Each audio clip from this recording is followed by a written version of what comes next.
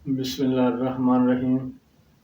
तमाम तारीफ़ें उस रब्बे ज़ुल के लिए जो तमाम जहानों का मालिक व खालिक है, और करोड़ दरूद व सलाम हज़रत मोहम्मद मुस्तफ़ा सल्लल्लाहु अलैहि वसल्लम और उनकी आले पाक पर, जिनकी खातिर अल्लाह ताला ने ये सारी कायनात बनाई है।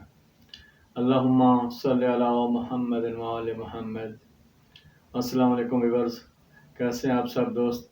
मैं आप सब के लिए अल्लाह रब्बुल इज़्ज़त से दुआ गो हूँ कि मालिक कायनात आपको तंदुरुस्ती और सेहत के साथ लंबी और खुशियों भरी ज़िंदगी अता फरमाए। आमीन या रब्बल आलमीन। दोस्तों, आप इस वक्त मेरा यूट्यूब चैनल देख रहे हैं अल सादात दवाखाना। मैं हूँ डॉक्टर हकीम सैयद शाहिद अब्बास नकवी बुखारी, साहिवाल पंजाब पाकिस्तान से। दोस्तों, मैंने आप लोगों के लिए एक रूहानी चैनल भी बनाया है जिसका नाम है रूहानी लाइफ विद शाहिद बुखारी। आप उस चैनल को भी लाजमी सब्सक्राइब करें। और अगर आपको किसी किस्म का कोई रूहानी मसला है, कोई रूहानी बीमारी है, कोई जादू टोने का मसला है, या जादू से बीमार कर दिया गया है, रोज़ की बंदिश है, कारोबार की बंदिश है, कारोबार चलता चलता रुक गया है, या आपको बाहर बैरून मुल्क जाने की कोई वीज़े की रुकावट आ रही है, किसी किस्म का भी कोई आपको रूहानी मसला है, तो आप उस चैनल पर आएँ और अपनी पसंद की वीडियो को देखें और अल्लाह ताला से उसके प्यारे महबूब अलैहिस्सलाम के वसीले से दुआ मांगें और अमल करें। अल्लाह ताला करम करेगा इंशाअल्लाह। मालिक अपने प्यारे महबूब के वसीले से आपकी परेशानी को ख़त्म कर देगा। मालिक आपकी तमाम रूहानी जिस्मानी बीमारियों को दूर करेगा। तो जिस्मानी बीमारियों के लिए अल सादात दवाखाना में हमारा मौजू चल रहा था मैदे की बीमारियाँ।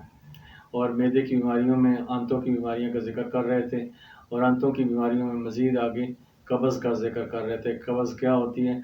कब्ज़ का मतलब मौक़ी तौर पर रुक जाना के हैं, यानी कि जब ग़िज़ा के फासिद मादे अंतड़ियों में रुक जाते हैं तो इसको कब्ज़ कहते हैं। कब्ज़ हिकमत में उम्मुल इमराज़ कहा जाता है इसको। जो भी बंदा 24 घंटे में एक दफ़ा रफ़ा हाजत खोलकर पखाना के लिए नहीं जाता वाशरूम में, या 2-2 3-3 गुज़र जाते हैं, तो उसको अपने आप को ये कब्ज़ की अलामत समझनी चाहिए और उसको इलाज की तरफ तवज्जो देनी चाहिए।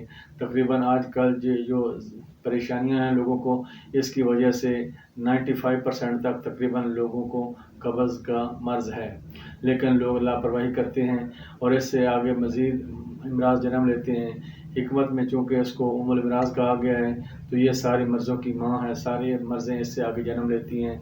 इसमें के आगे जिगर का ख़राब होना, यरकान का हेपेटाइटिस का हो जाना, दिल की घबराहट का होना, सर के चक्कर का आना, आँखों की नज़र कमज़ोर हो जाना, आँखों के सामने अंधेरा छा जाना, और जिगर मसाने की गर्मी, औरतों में लकुरिया वगैरह का होना, मर्दों में दाद जरियान का होना, ये सारे आगे आगे मर्ज़ जो है वो फैलते जाते हैं इस कब्ज़ की वजह से। तो कब्ज़ की मर्ज़ से लापरवाह नहीं होना चाहिए आप लोगों को। तो मैंने कब्ज़ के बहुत ज़्यादा नुस्खे दिए हैं, और एक जो आज भी नुस्खा लेके आए वो भी इंतहाई आसान सा है और इंतहाई सस्ता नुस्खा है। आप किसी भी कंसल्ट स्टोर पे जाएँ और उससे कहें कि ये 3-4 जो अज्जा हैं मैं आपको बता रहा हूँ, आप ये बनाएँ सफ़ूफ़, अल्लाह ताला करम करेगा इंशाअल्लाह। इस दवा के तुफ़ैल मालिक करम आपको शिफ़ाए कुल्ली अता फ़रमाएगा।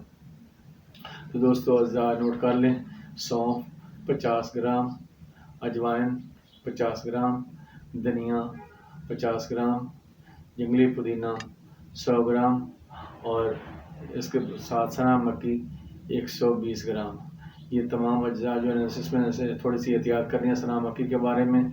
सना मक्की जब भी लें तो आपने इसके हमेशा पत्ते ही लेने हैं, यानी कि थोड़े से पैसे ज़्यादा भर लें, चीज़ अच्छी लें। चीज़ अच्छी होगी तो फ़ायदा भी अच्छा होगा। अगर चीज़ 2 नंबर होगी तो उसका वो रिज़ल्ट नहीं मिलेगा जो मैं आपको बता रहा हूँ। इसमें सना मक्की की 2-3 अक़साम आती हैं। सबसे पहली किस्म जो होती है वो ख़ालिस वो पत्ते ही होते हैं, वो थोड़ा से महंगे होते हैं, और उसके बाद तीले तिनकों वाली होती है, वो उससे कम रेट की होती है, और जो जिसमें बहुत ज़्यादा तिनके होते हैं और पत्ते कम होते हैं वो सबसे सस्ती होती है। तो आपने जो है ना सिर्फ इसके पत्ते ही इस्तेमाल करने हैं। अगर तिनके और दवाई में डाल दिए तो वो ये पेट में आपको दर्द डालेंगे, पेट में आपको मरोड़ होगा, और पेचिश जो आएगा पखाना आएगा वो दर्द और तकलीफ़ के साथ आएगा, पेट में तकलीफ़ का बायस बनते हैं ये। तो लिहाजा एहतियात करनी है, आपने सिर्फ सना मक्की के पत्ते ही डालने हैं। तो तमाम अज्जा को आपने सफ़ूफ़ कर लेना। सफ़ूफ़ करके तो इसको महफूज कर लें।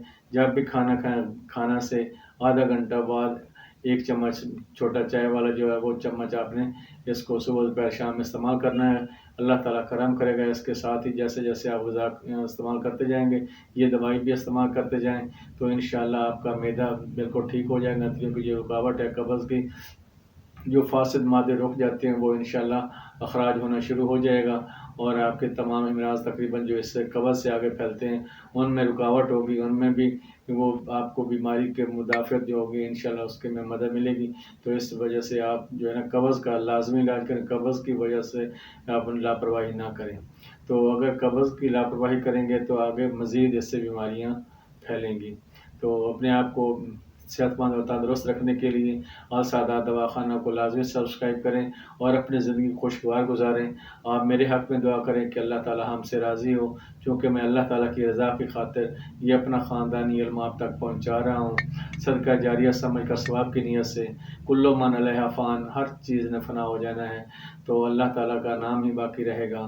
تو اس لیے میں نے کہا کہ چلو اپنے نام کو صدقہ جاریہ سمجھ کر ثواب کی نیت سے اپنا خاندانی جو علم ہے، چاہے روحانی علم ہو، چاہے جسمانی بیماریوں کے علم ہو، علم طب ہو یا ذکر الہی کا علم ہو، یہ میں اپنا خاندانی علم آپ تک پہنچا رہا ہوں۔ آپ بھی اس کو صدقہ جاریہ سمجھ کر ثواب کی نیت سے اور میری حوصلہ افزائی کی خاطر آگے سے آگے شیئر کریں، تاکہ سعادات کا یہ سلسلہ فیض چلتا رہے اور لوگ فیض اٹھاتے رہیں۔ السلام۔